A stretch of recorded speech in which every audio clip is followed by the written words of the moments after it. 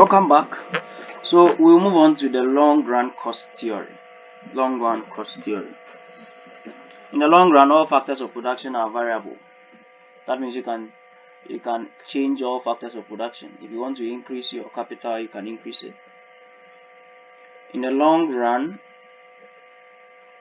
cost fall as output increases due to economies of scale. If you remember, in production, we said that in the long run, as you increase your scale of production, you are likely to enjoy some cost savings advantages as your scale of production increases, specifically your average cost. So in the long run, as output increases due to economies of scale, your cost, specifically your average cost of production, falls. So some firms experience this economies of scale if the average cost begins to increase. So as you increase output and keep increasing output, though you enjoy some cost saving advantages, there is a point where your cost may begin to rise. That is called diseconomies of scale.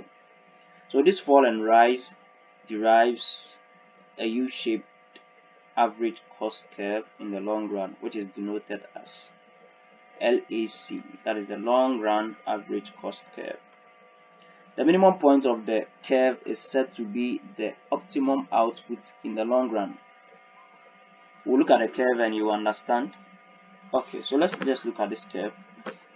The short run marginal cost, this is a shape, is U-shaped, such but we can have a number of short run marginal costs, different short run marginal costs. In the long run, the short run marginal cost represents your probably a change in the scale of production. So in the short run, you have a marginal cost like this, and you have your average cost in the short run. As you change your scale of production, as you increase your output, this is what happens. This is your output. The x-axis represents your output. You incur, maybe you are buying another plant, you incur some more cost. So your short run average cost is here and your marginal cost is here. But you realize that this cost is below the cost you are incurring at first. So this one falls below it. That is when you are enjoying economies of scale.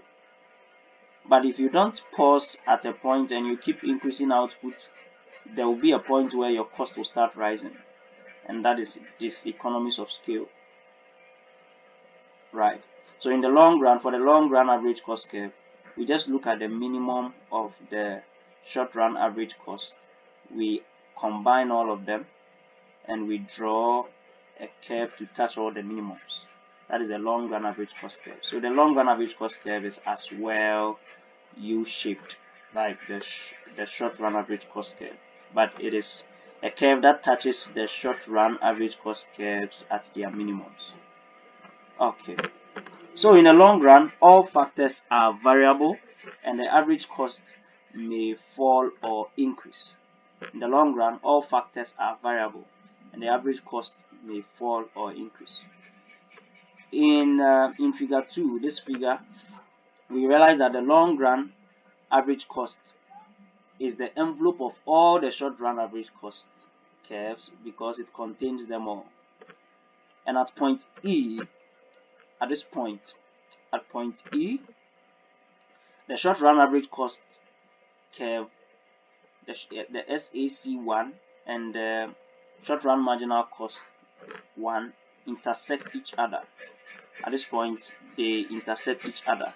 The short run marginal cost intersects the short run average cost at its minimum.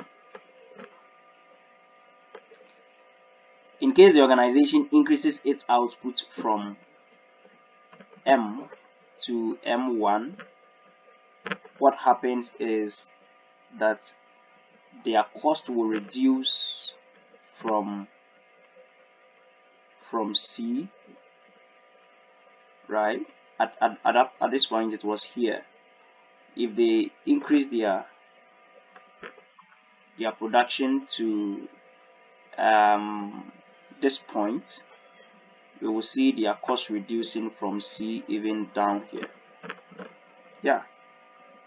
So that is when we say the economy, the firm is enjoying economies of scale. In the case where the organization purchases more than one machine, that is, he increases his fixed cost, then we will get a new set of cost curves, AC2 and that is short run AC2 and short run MC2, as we have here. So they buy a new plant, we have a new curve here, and because the firm has expanded, the cost will reduce, cost saving advantages. The firm will enjoy economies of scale. Any further expansion beyond this point, that is purchase of a new plant for instance, will increase the cost. It will increase the cost because you have bought more machines than you need. Though output is increasing, the cost will start increasing, and by that the firm will be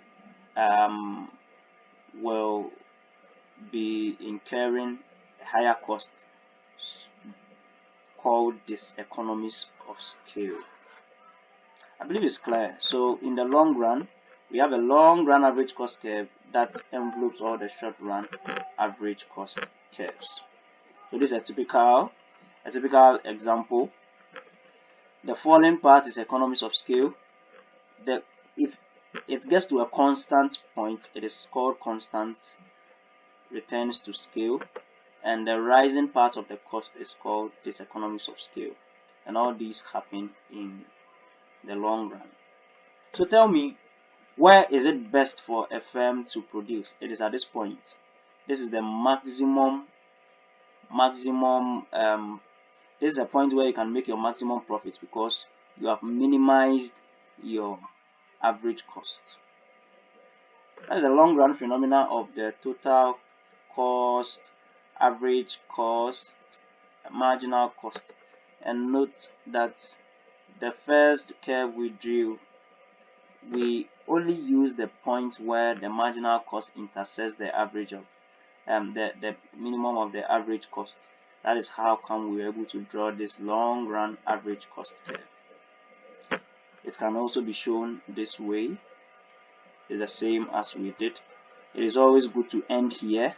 If you continue expanding beyond this point, your cost will be increasing and you suffer from these economies of scale. So this is where we'll end our lesson on the cost theory. Thank you for your attention. If you have any questions, you can ask, and I'll be glad to answer you. Have a wonderful time. Bye bye.